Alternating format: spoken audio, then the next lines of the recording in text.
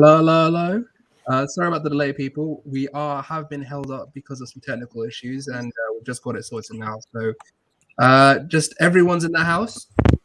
We're going into Nottingham. We're going to start the FA Cup, and I, for one, am very excited about it. How are we doing, folks? Good, bro. Good night. Good, my bro. Good. I'm doing good. Just you gonna doing, say, Corin? I'm fine, man. I'm just gonna say this now. We are going to be doing a very, very separate stream about all the Vlahovic and all the other transfer links.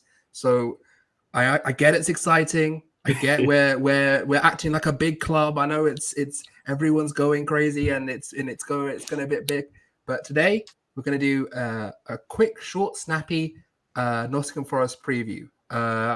So let's get into the competition at hand. So what are we feeling about this game? I'm going to go to George first because he's going to talk anyway. So let's give him a chance. So what are you thinking, mate? Interested in the lineup. I think that both teams are going to have a lot of COVID concerns. So just for everybody else, Nottingham Forest had their last game postponed, right, due to COVID concerns. So I don't even know what their situation is. And then when you look at us and you go by what Mikel's saying, I don't know how much is COVID and how much is us being, tactically smart. So what I mean by that is it is a game that you would look for rotation, particularly with, the upcoming Liverpool and, Spurs games. And despite, Spurs being a couple days after, Liverpool, that's a tight fixture no matter what you want to do. It's top 6 class. So despite rotation, there's going to be some good first teamers on the Liverpool sheet. Whereas I think now you would look at it from a coaching perspective and be like, this is an opportunity to rest, rotate. And, that's evidence with who traveled, right? So Mika Bareth, Academy youngstar, Salah Dean, another one who's been pushing, knocking, Charlie Patino,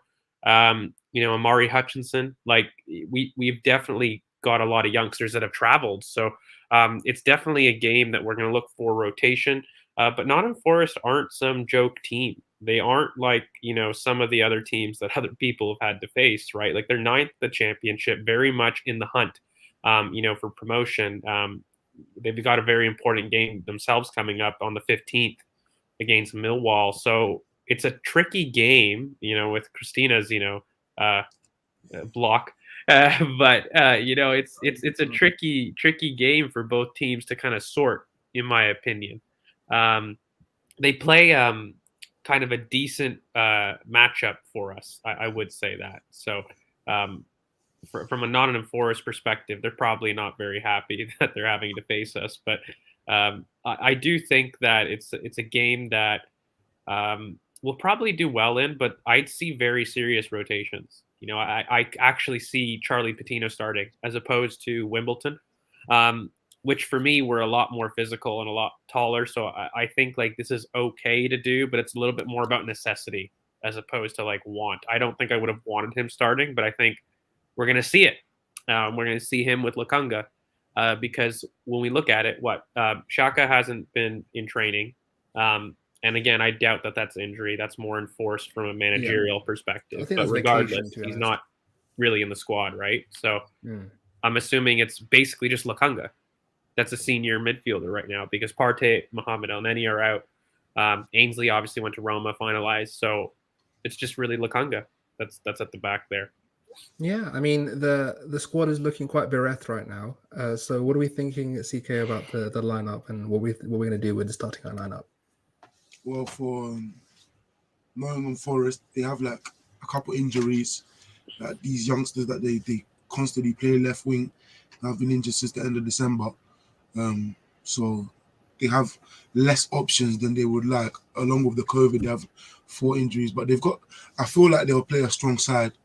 Obviously, I'm not sure. I think they'll want to prove something going into the game rather than just roll over and lose. I think obviously they do have an important game with Millwall coming soon. So they're in a similar situation to us where they may have to prioritize the league, but we're in a better position. I think obviously we've got Oba, Pepe, Partey and Elneny gone. So it means we have and Ainsley gone now on loan as well. So obviously we have Lukunga playing centre mid. And then I think Nketiah might start up He's top. fit. Yeah, I think he'll probably start up top and then Balogun left wing again. And then Balogun? Yeah, I think Balogun will start. No, I think he'll be safe because he's off. He's basically Yeah, off I think to he's Middlesbrough. going off. I think Oh so. shit! Yeah, sorry, I forgot. And then probably Emil again. In fact, no, Emil. Emil's 'cause got a he's- knock. That's what I'm saying. Like, it's going to be a very weird lineup. I don't know if we necessarily do that. We might go twin strikers, and have Maybe. somebody Could in the actually. hole. That's a good point. I'm not sure because obviously Nottingham Forest play their 4-2-3-1, and they'll But probably try. they've been weird though, mate, because they've had like a bunch of 3-4-3s before that. Their most recent game was, a 4, but they've basically had a back 3, and he really changes things. So. Yeah, but they had a backs 3 since in November, and then Max Lowe got injured. Were playing left wing back, left mid, and since then he's moved to the 4-2-3-1 because he didn't trust Myton left mid.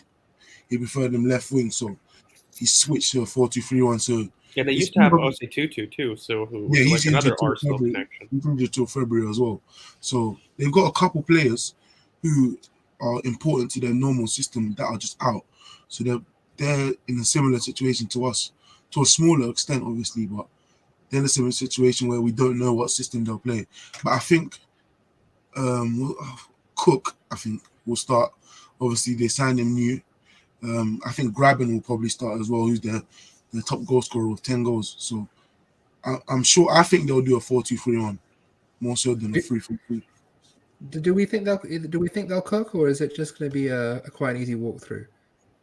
Very easy walkthrough, I think, because they've got so much postponed, kind of games really, and the amount of COVID. They're more on CV than we are, if you want to call it CV. Like in terms of actual COVID concerns, I think we have to, isn't it? Isn't it the whole regulation now on YouTube where you have to call it CV now?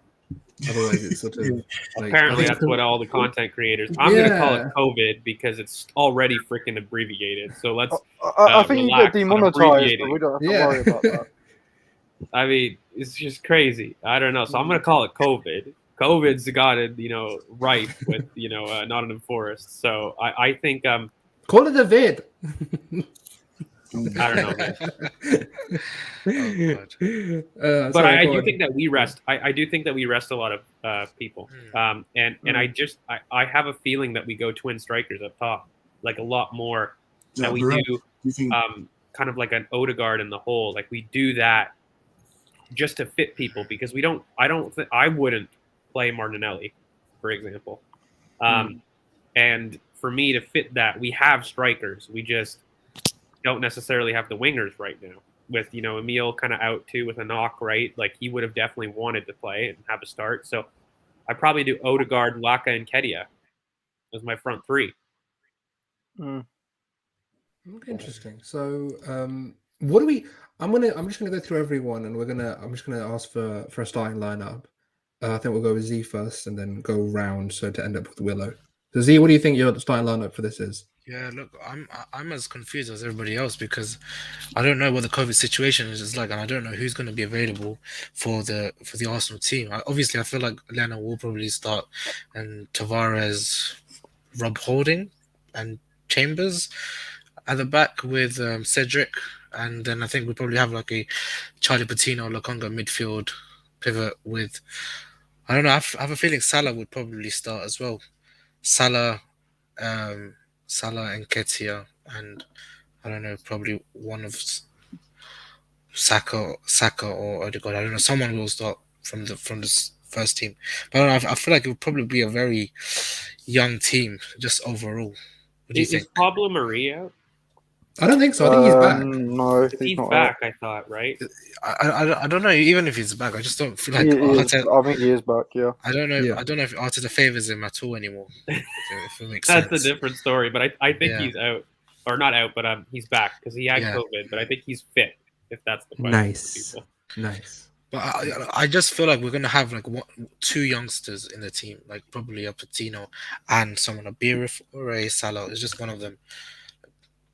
It just probably will happen just because of the state of our team right now. CK? I think Leno will start.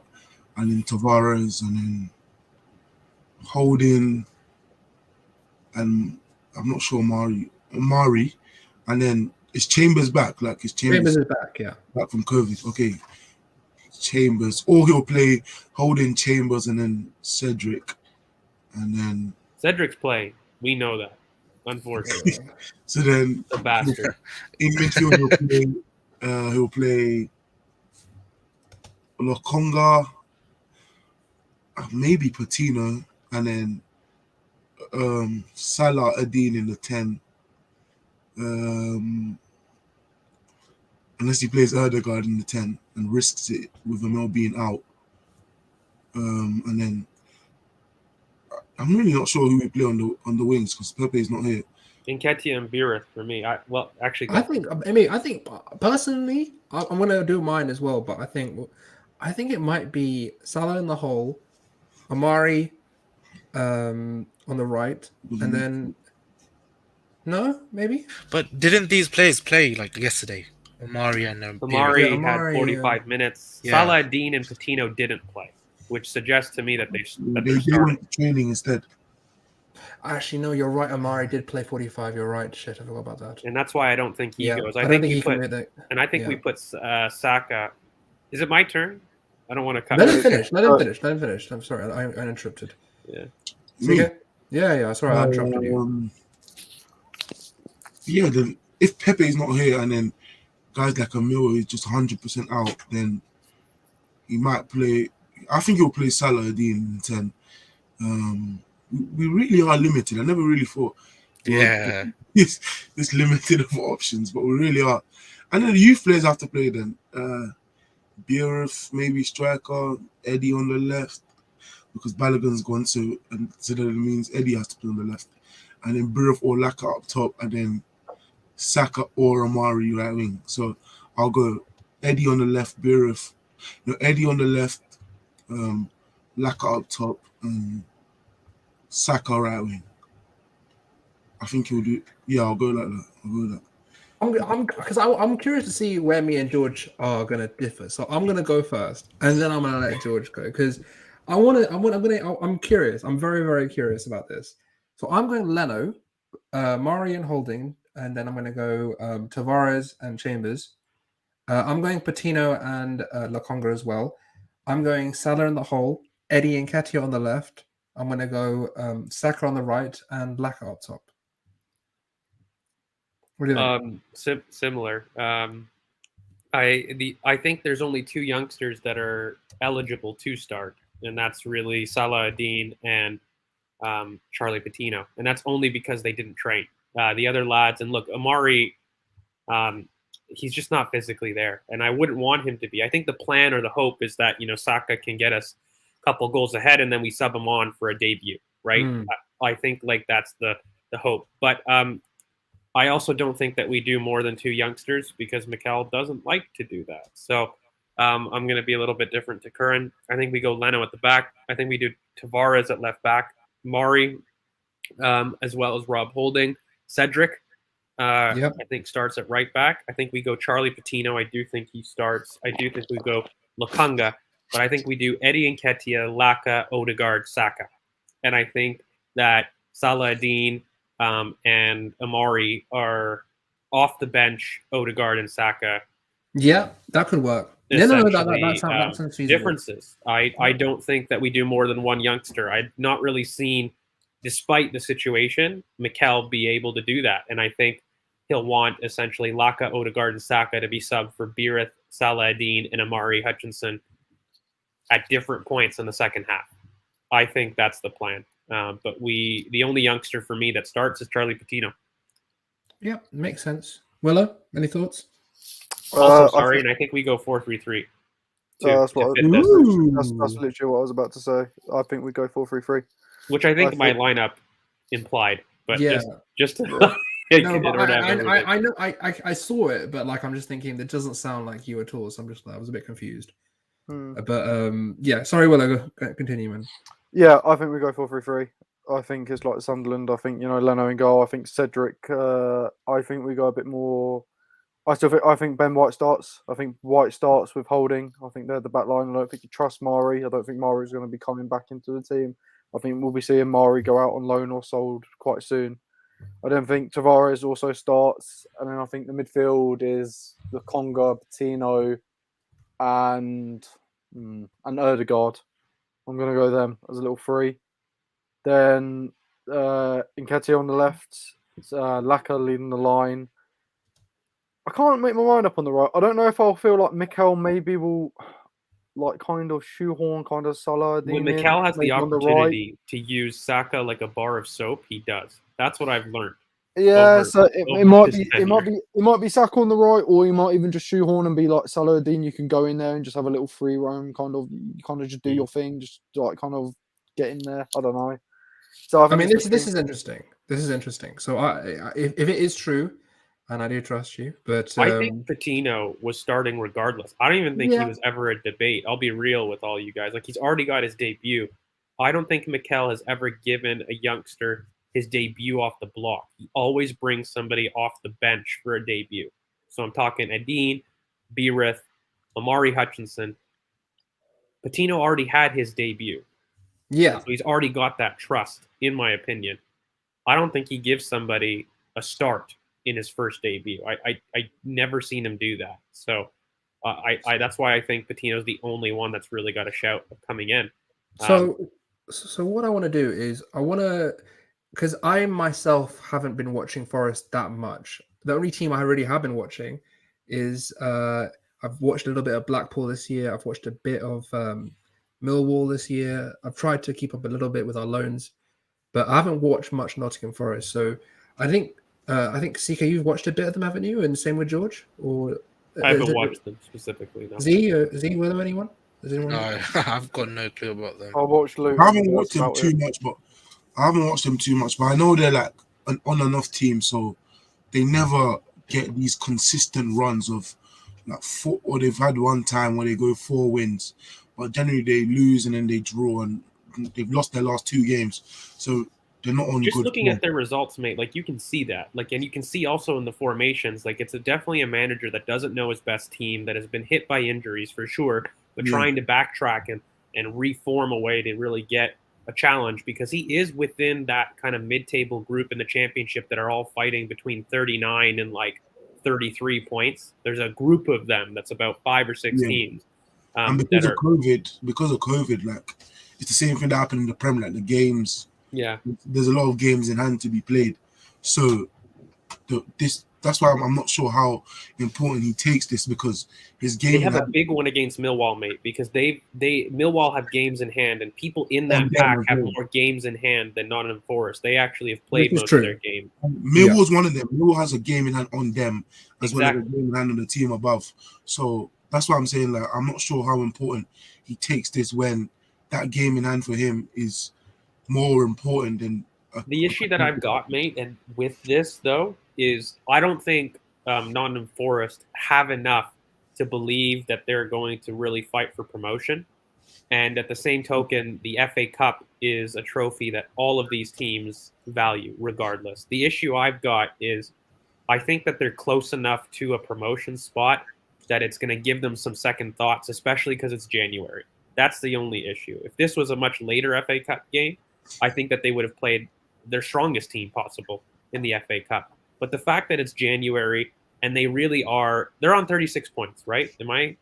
I don't have a table in front of me or anything, but I feel like they're 3 points. No, I think they're 34. I'll look it up right now. Because I'll look it up while you speak. They're very close to the 40, which they're on 34. Okay, yeah. There you go.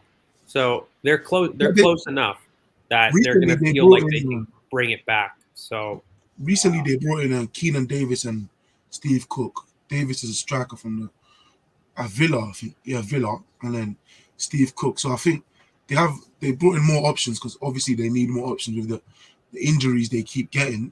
So, but I think he'll play Graben because he trusts Graben more than anyone, and pretty much any formation he starts, Graben starts, regardless. And he's played in the Carabao Cup and the league. So pretty much Graben has played in pretty much every game this season. So I think It's tough. It's tough for us. I don't know. I don't want to speak for it. It's tough for us to speak on Nottingham Forest because I feel like it's a team that's a little bit unknown. But the one thing I do know is Mikel. And the one thing with Mikel is I don't think that we give massive debuts, but there is one that for sure we've all basically said, and it's Patino. I don't know about you lads, but why don't we have like a Patino section? Because Yeah, we will. though, I mean, there's gonna, a lot of ambiguity on Nottingham Forest for good reason. Posting him as well, Arsenal. Yeah, I mean, the thing is, with Patino, and I do want to cover Patino because we did cover him in our youth podcast that was in last year, and we all, I think most of us said he was definitely one to look out for.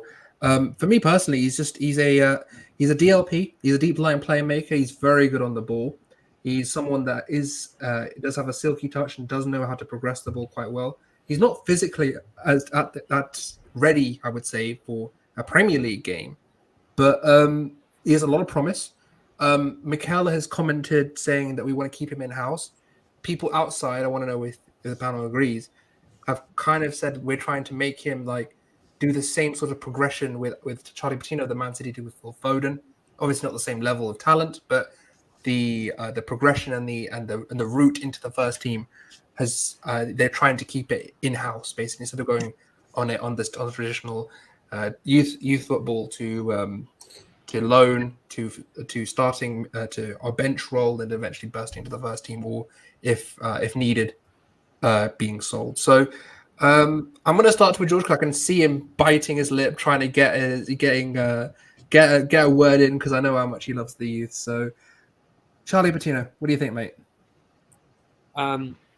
He's a phenomenal talent. There's no doubting his ability and potential or ceiling. I do differ on some people in terms of where they see him best. He is a deep lying playmaker to an extent, but he's got a lot of legs, and he's somebody that does like to step up. And I think his final position is a lot higher up than that 6 that people believe him to be. I think he's an 8 all day long. I think he's if I were to describe him as like a player, do you guys remember Raquelme? Raquelme. Yeah. A much older player, maybe. Maybe I'm going to the deep cuts I just assumed you meant Raquelme and was just trying to piss us off. So, yeah. But in terms of style of play, that's what you're looking at as a type of player. He's somebody that, despite the physical disadvantages, even like in terms of how he plays, he always plays like he's got an extra touch or time on the ball, always. And he's way farther ahead than everybody else in terms of how they play the game. And he constantly makes yards of space for himself without being particularly physical. He doesn't have that 5-yard burst. He's unlike Frankie de Jong, who gets those comparisons way too much, and I very disagree because Frankie de Jong is a lot more bursting. Yeah, he has that 5-yard burst that Patino doesn't have. Patino doesn't have that. He won't take it and burst beyond players like that. He's very much a player that kind of does the Jack Wilshere turn as well. You can see that he's copied that like to a T. He shows for balls and lets it come across his body. And he's very in tune about himself on the half turn. That's probably his best quality. And then he can find a pass in tight spaces. He's very, very good at that. The thing is, though, he's got a very good engine. He will run around. He will press. The issue I have is in order to surround him best, he needs a big anchor behind him. And he definitely needs somebody on the right who's a little bit more all action. Definitely can do physical prowess, but somebody that's going to hurt oppositions both ways. And that's why him and Aziz made such a very good combination. Aziz, actually, in the earlier days, Patino was a little bit more of an 8 and Aziz was more of a 10. And they brought him back in order to fit both these guys as they progressed through the ranks. But that was how they actually played, with Patino being the 8 and Aziz slightly ahead. And so for me, he's a player that he's got every pass in the locker that you would think. He dribbles very, very well, but he's not particularly explosive. He's much more a methodical dribbler, but he's a tempo setter, and he can control the pace of the game on his own. He has that Modric ability to control a game, but he isn't Modric in how he does it. He's not explosive like Modric is. He's not got that big burst that Frankie De Jong would have. And for me, his dribbling style is he releases a lot quicker than these guys. Like he doesn't want to go on a mazy run. He will look, turn, and release, and he'll never hide from the ball. So from an alternative like that, he's much more an 8 in my opinion than he is a 6 because he doesn't quite have that burst. But in terms of talent, sky's the limit, and I definitely put him like Raquel. I don't know if you guys know, but that was a serious player. That's not low praise. So I know it's a little bit of an older player, so people don't know. But that's some serious praise. But for me, he's an 8 all day long, not a 6. Oh, yeah. Willow, I want to know, what are you expecting to see from him tomorrow? Well, tomorrow I expect to see him in a higher position, and most people think, oh yeah, he'll play the 6. I think he'll be in a 4-3-3, and I think he'll be one of the 8s personally. I think Mikel kind of showed that when he brought him on against Sunderland. He played further up the pitch, and people didn't understand that. People thought, hang on a minute, he is the 6, he's the anchor. He normally is the one to bring the ball out of play. I think he will be further up just because, one, I think Arteta sees him like that as well. I think he sees him as more as maybe a hybrid 6-8, but I also don't think he trusts him yet to probably be that position. Doesn't really want to put him under that responsibility at such a young age. I think you'll probably see Lokonga as the 6 tomorrow. If the 4-3-3 happens, I think Lokonga will be the 6 and Patino will be the 8. And I think he'll keep it quite simple, to be honest. I don't think, you're not going to be seeing loads of mazy runs, as George said. You're just going to be seeing him try and pick some nice passes out and just try and do that. I'm not expecting like a world beater performance. I'm just expecting a nice, neat, tidy performance where I think he'll get up, he'll try and progress the ball well, and it'll be interesting to see. I think it depends who plays on the right for me. It'd be nice to see him do a bit of combination play if it is Saka. I'd actually be really excited to see that. He's got the lungs that he can overlap yeah. from deep if he did have to, but he's very much a left dominant player, but he has an excellent switch. He will, beautiful. Like I know Tony's asking, look, he doesn't quite have the 5-yard burst. He's not slow, but he's not look, Frankie De Jong and these guys, they have elite acceleration. Like they get it and they're gone. That's not quite Patino. Patino uses his body and technique to create a yard of space as opposed to his athleticism. So he achieves the same thing, but in a different way. But he has a beautiful switch. And that's why I said he's got every pass in his locker. If you're wondering, how is he short? How is he medium, long range? Does not matter. Charlie Patino has everything in his locker. Everything. And he has that Scholes-like ability. Maybe that'll help people to control a tempo of the game.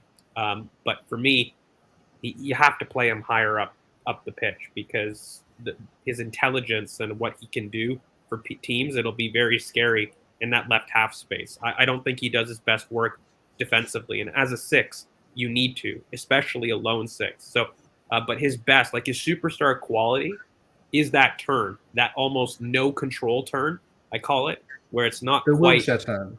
Yeah, it's the Wilshere turn in essence, but it's that no look turn and boom, gone. And he's very vertical with his passing. He can do the U-shaped thing, but he doesn't like it. It's always forward. Every pass that he does is forward all the time. Okay.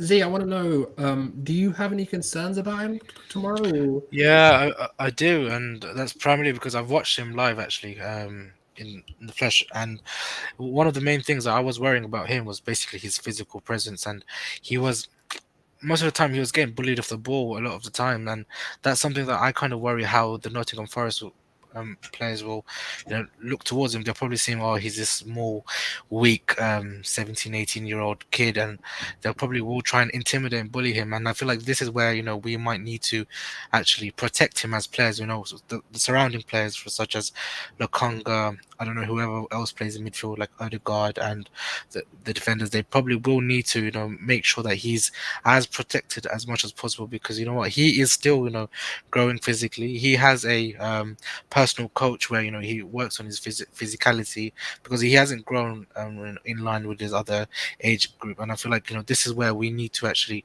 make sure we protect him. So that's my only concern for tomorrow. It's just that he gets targeted and he comes off with an injury, because that's very possible. But I love that we're surrounding him with Tavares and Eddie out wide. I think that's a really great left-hand side for him, because then you've got a wide option and somebody physical that's likes the inside. So he's got physicality surrounding him, and so that for me is going to be the key in order to make him thrive. But look, everyone on the panel knows, like, I'm not a big fan of having him debut. I think this is very special circumstance. I still think he needs a year, in terms of developing, because both him and Catalan Surgeon both got strength and conditioning coaches because they're just immature physically as a whole. So, like, there is that. But yeah. And Forest aren't particularly a big team. Like, that's why it's okay. James Garner, Ryan Yates. Like, these are other 20, 21-year-olds who are young on loan, like, learning their trade themselves. Like, the oldest centre mid is like 24, I think. And Garner's the one that starts every game. So generally, it's not physical like a Wimbledon or Sunderland that we faced in the past that we saw hit them. Like, Sunderland actually hit him and he was down for a bit. But I'm not sure Forest are that kind of team. And they're just as young as, not us, but just as young as guys like Patino. So, and they'll probably be like players on the fringes as well. So youngsters, they're playing as well. Just because they need players fit for their season as well. But for me, with Patino, I think we did see him come in higher last game just for the legs because Emil was getting tired, I think. And generally, I think he's better deeper than in the 10 position. But I feel like wherever he plays, he needs to perform to an extent, just for the confidence. Because I think if he gets the praise from the manager to actually perform and the trust to start and then not take it, and I think it may affect him. It may not, but it could if he doesn't perform. Yeah, cool. Two things. One, will I check the private chat? Two, I want to talk about Mika Biereth. I want to talk a little bit about Mika Biereth, and then we'll move on to match predictions, because I think he's a bit of an insane character, personally. I think he has that weird Scandi vibe that I kind of dig, and he's very sort of like he's very much a character, and he's got a lot about him. He's a physical player, someone that as a 9 can really put himself about, get stuck into defenders, loves a goal. I was talking to George yesterday, and we were talking about how him and his dad used to go through like spreadsheets of all of his goals coming up from youth and going up to, it's crazy. He's a bit of a crazy character, and I think he's someone that I think is on the pipeline. Let's put it that way. And if he does get an opportunity, also we'll talk about Salah a bit as well. I think Salah is someone that needs Salah is somebody that everybody would know had it not been for injury. That boy is special. Between the lines, we're talking the closest thing to Bernardo Silva that I've seen from a youngster right now.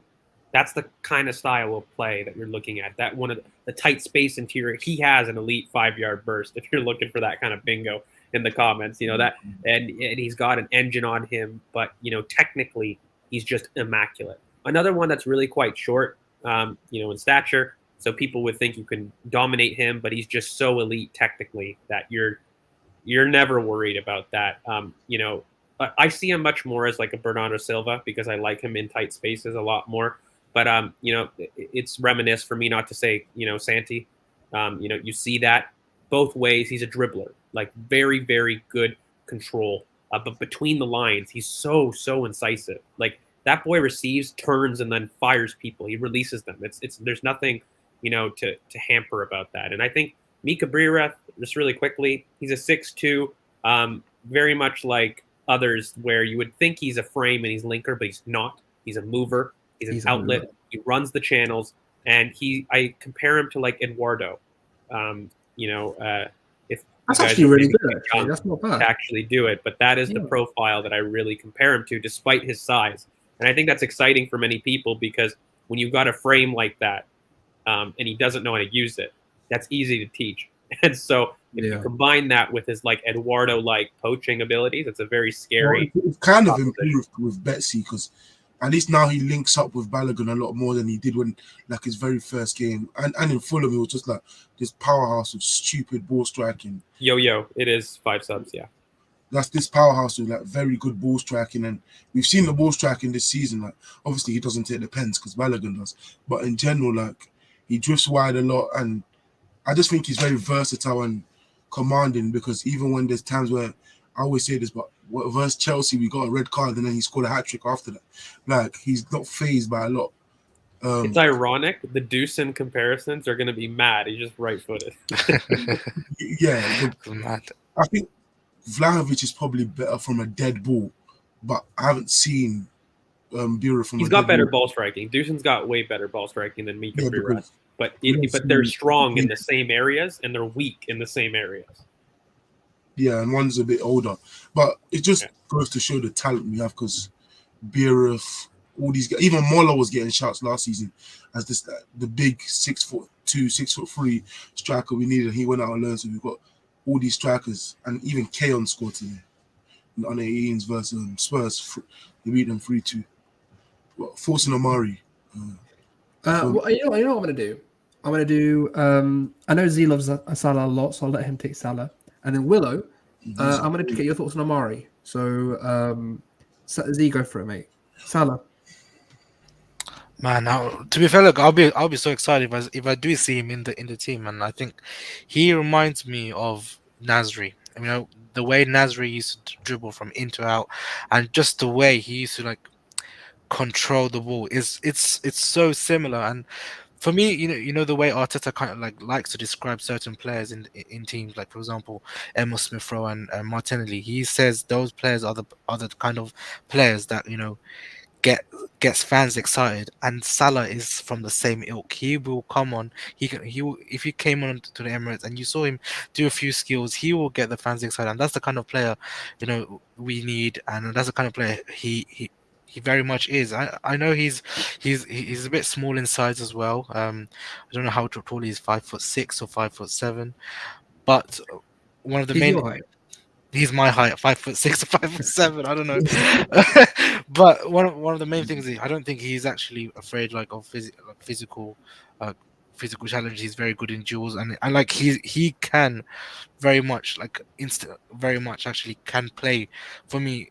Like for example, in a championship team right now, because of how good he is in terms of his physical level, compared to a Patino, I don't think Patino would be able to cope in the championship. So that's how highly I rate a player like Salah. He's why we never went for Koku, in my opinion. By the way, those 2 years ago, they both came at the same time, if you remember.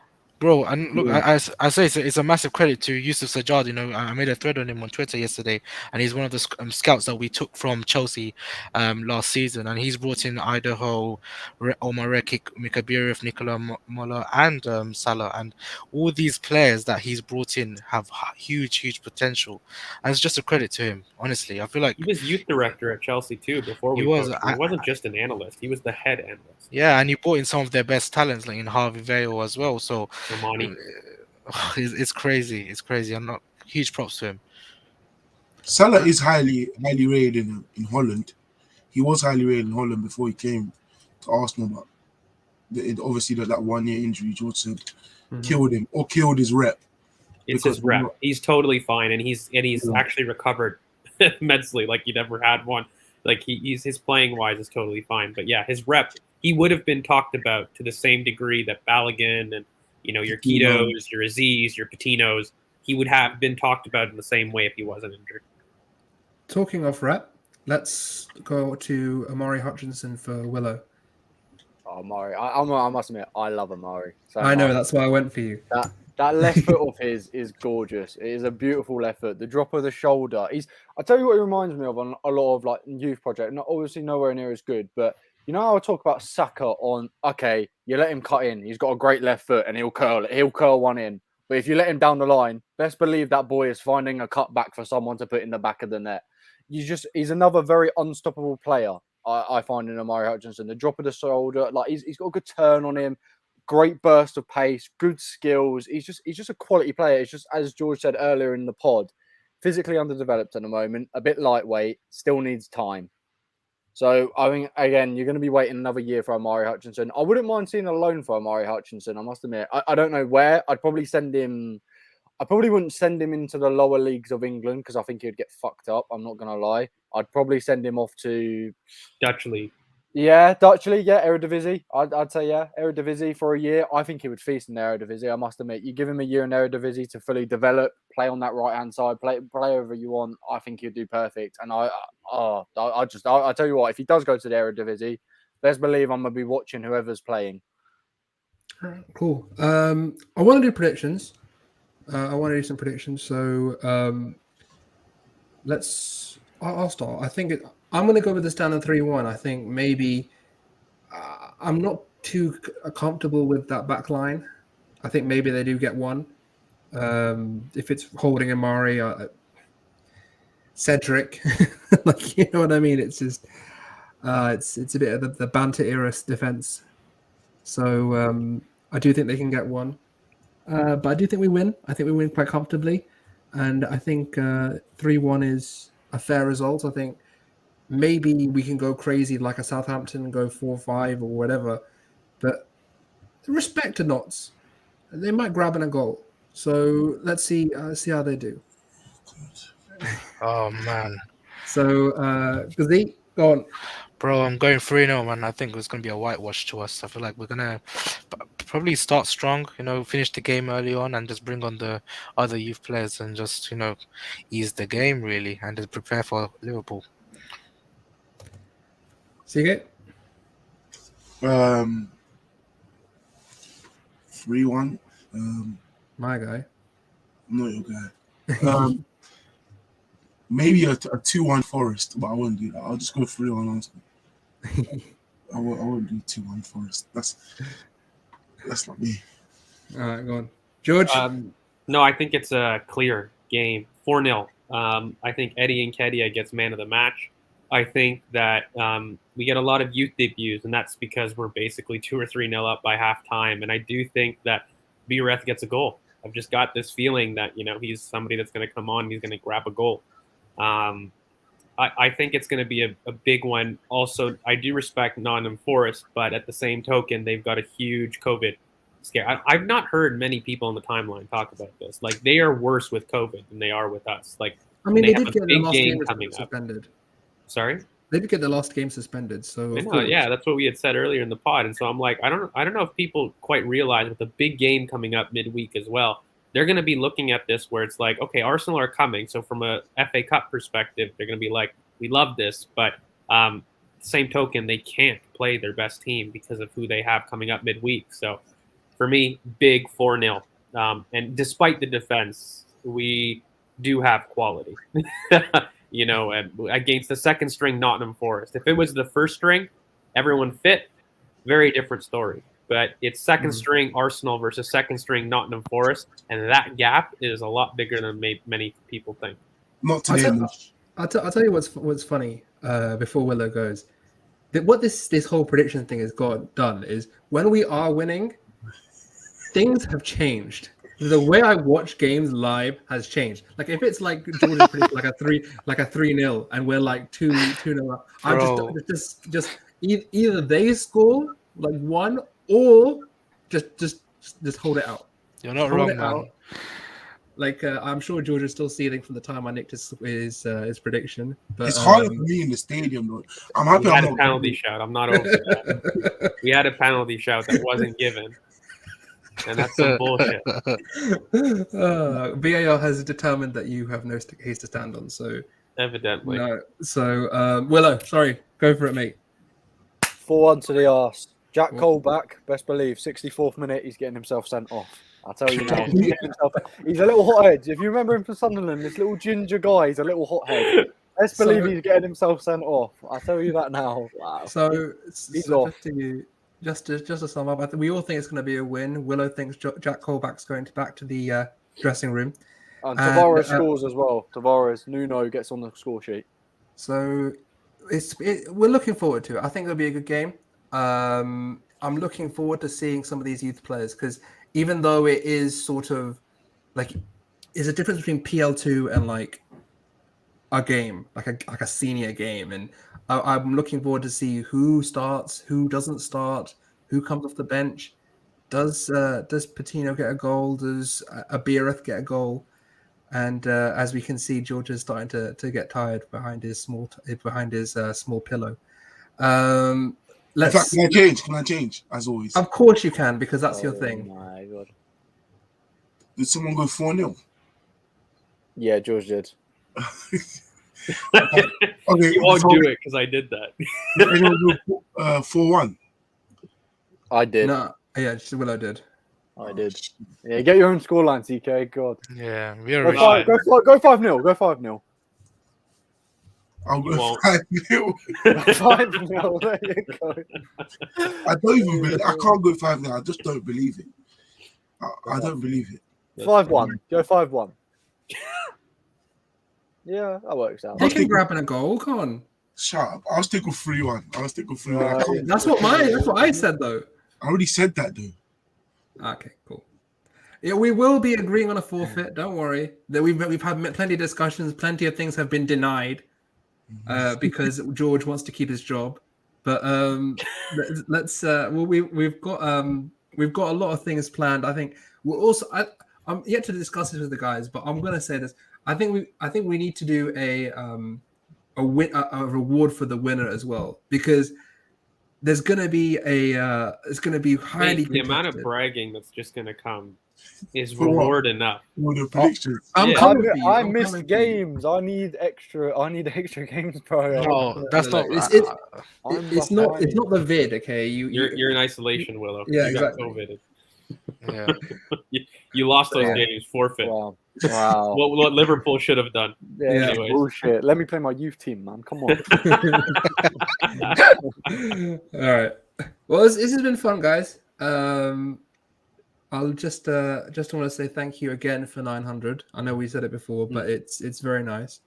And I know from all of us here at Boil of Passion, we're really going to push for that 1K before the end of January. I'm really hoping. It would be lovely. And transfer special coming up. I know I'm proud of you guys. I'm very proud. There's not been constantly a Vlahovic spam in the chat. I'm very, very proud of the Boil of Passion audience. You've done very well today. Love it. But yes, as Ira stated, it is robot time. So They know it. So let's go for it, buddy. make sure you like, comment, subscribe. You hit that bell for notifications. And of course, on Twitter, you can find us at BoP Footy. Myself, you can find me at GeorgeV_AFC. Samuel L. Jackson, where can they find you? Where That's is he? for Bush. Two days, not even two, like 2 days. You had a big influence. Stop it. Where can they find you, though? Pure CKK on Twitter. There we go. Willow, mate, where can they find you? The one Willow, baby. Z, mate. Priv_Z. And he's That's it, back man. Absolutely. Back on We Twitter. love that he's back. And finally, Kerr, where can they find you? at current BOP. Awesome. Again, guys, thank you so much. I'm going to echo what Curran said. Thank you so much for 900. Like we said, we're going to keep pushing. Got a lot more stuff planned, and we do have that transfer pod. So if you guys didn't get your transfer fit, it is coming. Chris, we should do the white, a white do-rag next. If we got one. I won't grant Mush any wishes.